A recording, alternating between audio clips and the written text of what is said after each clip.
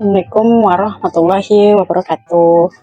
Jika pada video sebelumnya kita sudah bahas tentang apa itu Bitcoin, apa itu juga Ethereum, maka pada hari ini kita akan bahas antara perbedaan di antara keduanya.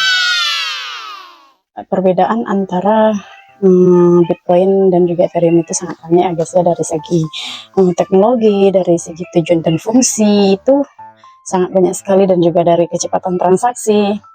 Perbedaannya sangat banyak, dan kita akan bahas perbedaan antara keduanya pada hari ini, pada tanggal 16 Desember 2024.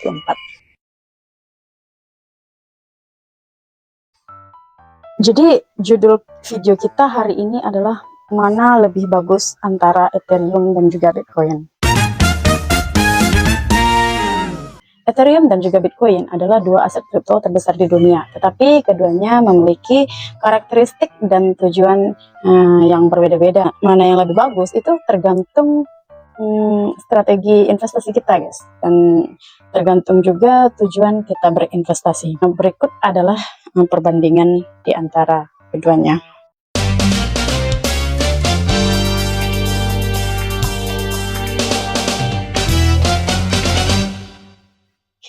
Dari segi tujuan dan fungsi, kita bahas dulu tentang yang pertama, itu mengenai Bitcoin. Dari segi tujuan dan fungsi antara Bitcoin dan Ethereum, yang pertama, Bitcoin itu dibuat sebagai, tujuan diciptakannya Bitcoin itu dibuat sebagai mata uang digital yang berfungsi sebagai store of value atau penyimpan nilai, dan juga alat pembayaran. Bitcoin fokus pada desentralisasi, keamanan, dan pasokan yang terbatas, yaitu hanya 21 juta koin. Dan juga Bitcoin sering disebut sebagai emas digital. Kalau Ethereum itu lebih dirancang sebagai platform kontrak pintar dan ekosistem untuk aplikasi terdesentralisasi atau DApps. Ethereum menjadi fondasi kuat untuk teknologi seperti DeFi, NFT, dan juga Web3. Dan juga Ethereum itu sering disebut komputer dunia. Dari pembahasannya, sepertinya Ethereum itu lebih dirancang sebagai teknologi pintar ya guys ya, untuk pengembangan aplikasi terdesentralisasi. Kalau Bitcoin diciptakan sebagai mata uang digital, tetapi kalau Ethereum lebih diciptakan untuk pengembangan inovasi teknologi. Dari tujuan dan fungsinya saja sudah beda ya guys ya. Jadi Ethereum itu lebih memiliki banyak fungsi guys. Kalau Bitcoin itu ya seperti kita menyimpan gitu kan, menyimpan duit, atau sering disebut emas digital, kita berinvestasi begitu kan. Kalau Ethereum itu menjadi fondasi untuk teknologi seperti DeFi, NFT, dan juga Web3.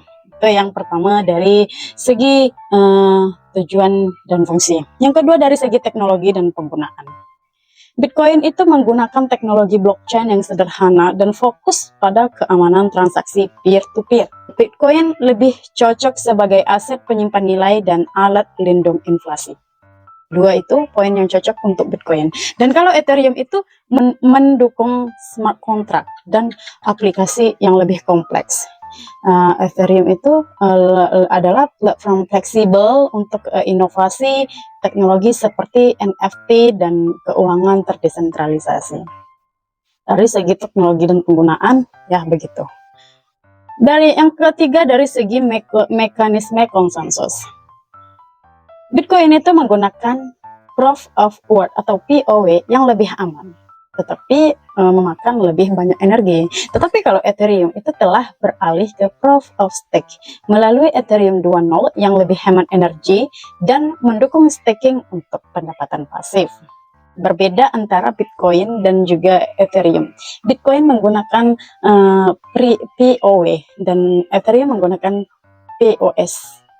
Itu perbedaan antara keduanya guys ya. Yang keempat, dari segi pasokan dan nilai ekonomi. Bitcoin pasokannya itu terbatas, hanya 21 juta koin, sehingga sering dilihat sebagai aset anti inflasi, dan harganya sangat dipengaruhi oleh kelangkaan. Semakin langka Bitcoin, maka harganya semakin mahal.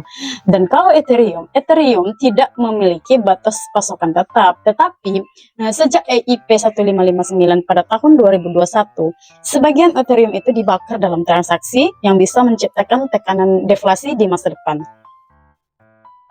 Jadi kalau Bitcoin 21 juta, Ethereum itu tidak ada batas pasokannya guys ya.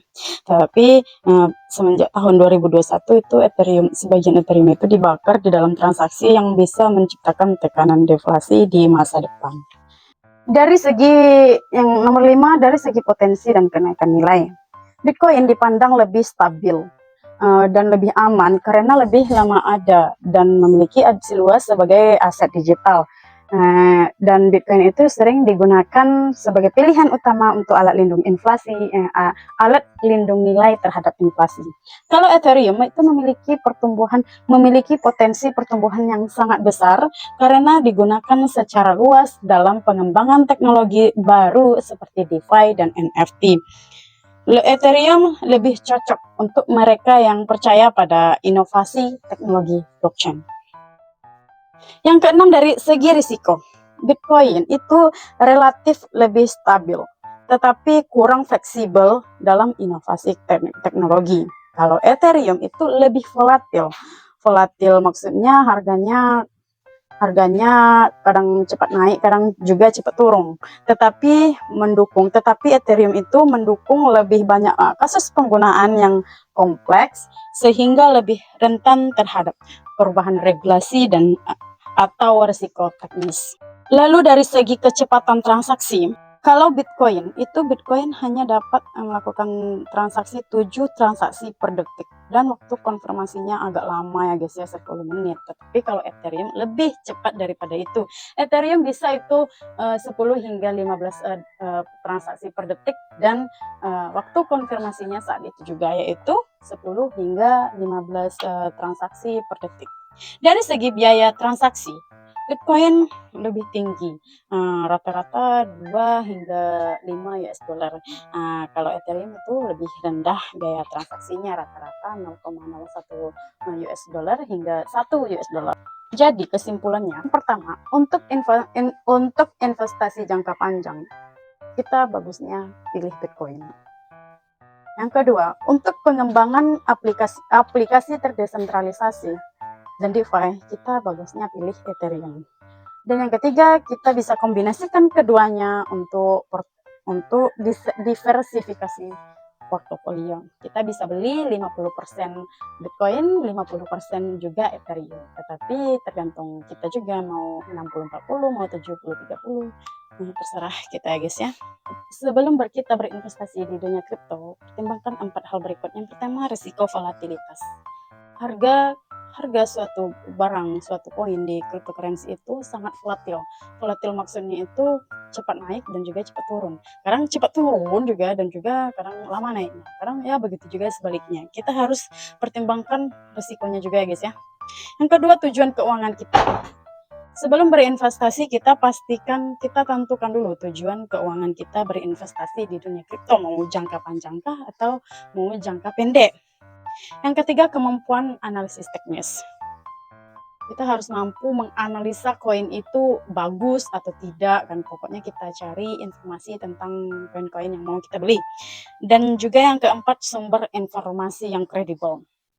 Kita cari tahu apa itu koin-koin, apa itu Bitcoin atau apa itu Ethereum. Sebelum kita beli suatu koin di kripto, itu cari tahu dulu apa itu yang mau kita beli. Dan ya, saya rasa untuk hari ini pembahasan antara Bitcoin dan juga Ethereum ya begitu dulu ya guys ya.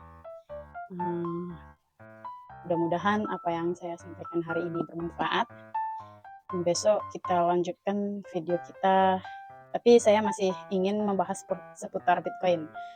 Sebenarnya niat saya hanya di antara koin-koin yang banyak itu, saya hanya mau membahas 10 besarnya saja.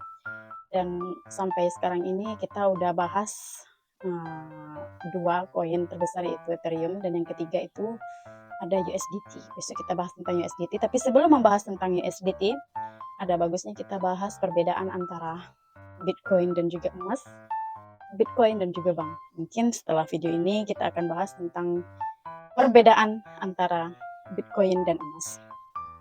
Untuk hari ini sekian dulu dan Assalamualaikum warahmatullahi wabarakatuh.